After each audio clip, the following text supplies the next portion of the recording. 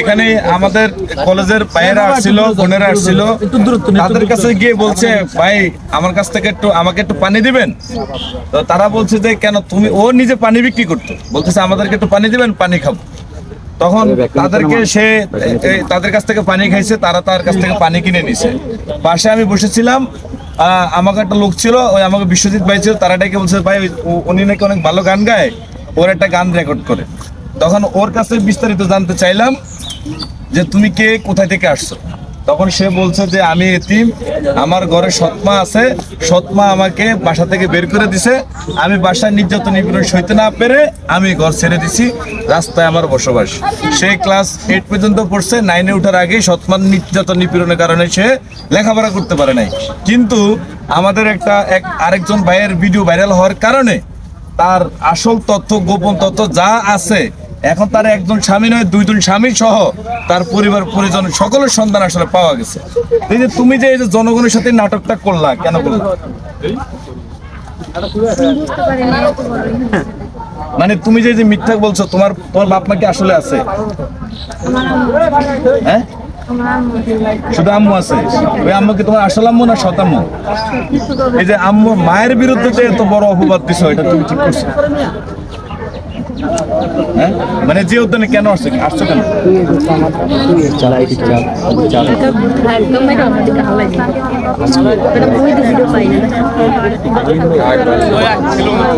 আপনার লাইটটা একটু নিচে না, আমার লাইটটা আসতেছে ক্যামেরা। তোর মাইক্রোফোন নাই, আমার মাইক্রোফোন আছে, এই জন্য আমি রাগ করে চলে আসছি। এখন তুমি রাগ করে চলে আসছো, যখন সাংবাদিক ক্যামেরাম্যান যারা ছিল তারা যখন তোমার ভিডিও নিচ্ছিল, তখন তুমি এটা বলতা যে আমি, আমার হাজবেন্ড আমাকে নির্যাতন নিপীড়ন করে, সেই কারণে হাজবেন্ডের পরিবার পরিজন আমাকে মেনে নেয় না, সেই কারণে আমি আসছি। এটা না বলে তুমি তোমার নিজের আপন মা, যে মা তোমাকে 10 মাস 10 দিন গর্ভে ধারণ করে পৃথিবীতে আনছে, তুমি সেই মায়ের বিরুদ্ধে বিষোদ্গার করছো, কেন করছো? এটা কি ঠিক করছো? তারপরে তোমাকে যিনি আশ্রয় দিছে সেই মানুষটার বিরুদ্ধে তুমি দেহ ব্যবসার অভিযোগ পর্যন্ত আনছো। এই যে আপনার বিরুদ্ধে অভিযোগ যে আনছে সে, মানে এটা কি, এটার জন্য আপনার কাছে সে ক্ষমা প্রার্থী হয়েছে? হ্যাঁ, ক্ষমা চাইছে আমার কাছে যে তোমার মেয়ে যদি ভুল করতো আমি ক্ষমা করতাম না। সারা রাত কান্না করছে আর মারছে। আজকে এই জন্য আমি নিয়ে আসছি যে আপনাদের কাছে আমি বুঝাই।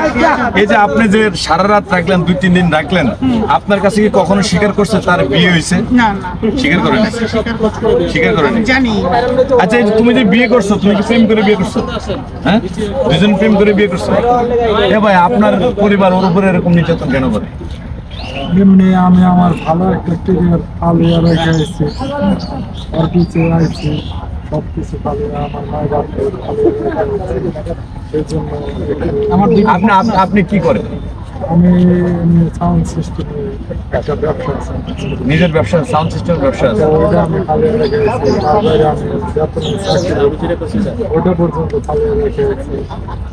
সেজন্য মা তো মায় হয়, অনেক অপমান করতে পারে, তাও আমি সহ্য করতেছি। ওরা সবসময় বলছি আমি তোরে কোনো কিছু বলি নাকি সেটা শুনি, আমার মায়ের জামানায় তাই বলে, কারণ সে কষ্ট পাইছে আমার এই ব্যবহারের জন্য।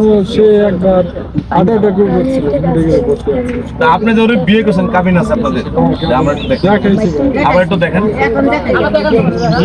কি কাবিন দেখাইছেন আপনার? ওর বয়স কত? ওর বয়স 18 বছর। আপনি বিয়ে করছেন কোথায়? বিয়ে করছি মানিকগঞ্জ। প্রিয় দর্শক, এই যে এখানে হলো, ওর হলো, এখানে হলো, এটা আমি দেখেন, এটা হলো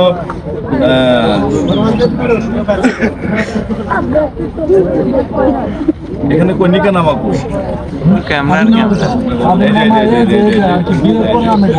এটা আসলে, এই যে ঠিক আছে, এই যে ওরা নাম কি?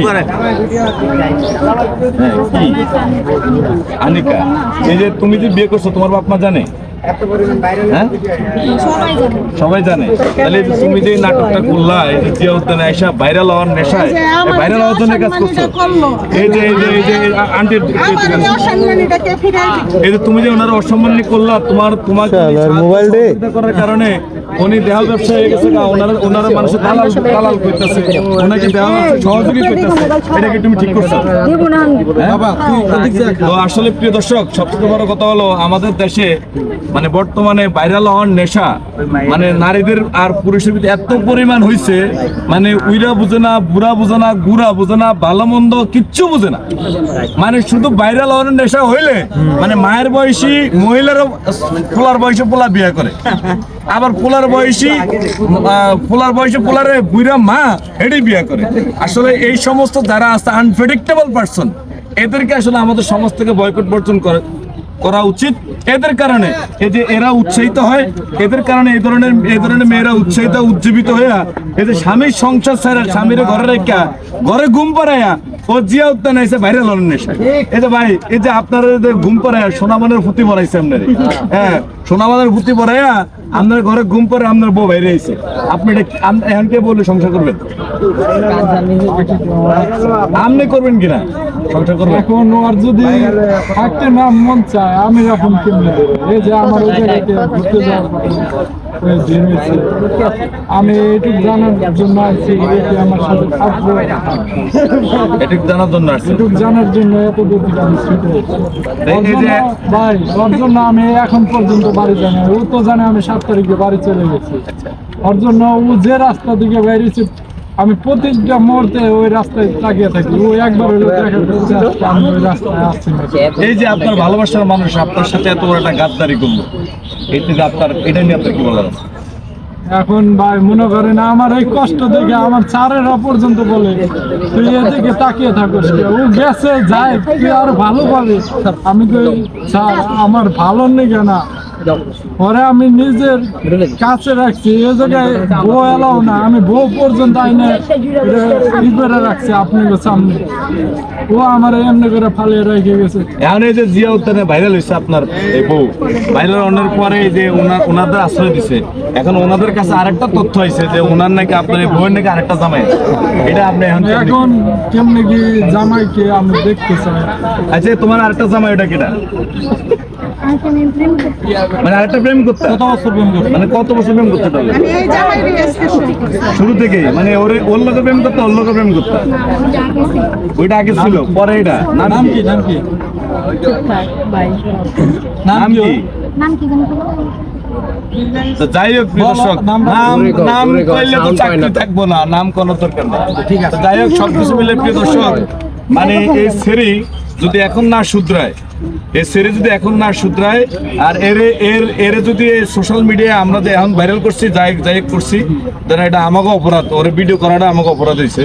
কারণ ওর ভিডিও করা আবার অপরাধ হয় না, ওই ভিডিও না করলে ওই এখানে এই ছেলের ইজ্জত মান সব খাইতো। এই জিওদনে ঘুরতো, ভালো একদম বুড়ো সেলিব্রিটি দেখা হলে ওই হেলোকে বিয়ে বইয়া যাইতো গা। মানে ওর নেশা, ভাইরালের নেশা ওর ভিতরে এত পরিমাণ ঢুকছে। তা আসলে সবকিছু মিলে এই যে টিকটক ফিকটক বা এই যে ভাইরালের নেশা, এই যে ঘরে বইয়া যেসব সেরিরা স্বপ্ন দেখে হ্যাঁ ফেসবুকে ঢুকে টাকা কামাইবো, এরাই ঘর সংসার ছাইরা রাস্তায় মানে দেহ বিক্রির মতো কাজও করে থাকে।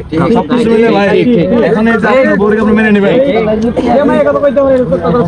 আমি তো মনে করেন আচ্ছা দাঁড়ো, তুমি কি হেলোকে যাইবা, সংসার করবা, এই যে আনে বাজার ঘুরবা, হ্যাঁ এই যে বাইরে এই যে প্রেম প্রীতিতে আক্রমণ করবা, আরে হেরে তো অপমান করছো, হেরেতে তুমি একদম চরিত্র শুদ্ধ নামাই দিছো।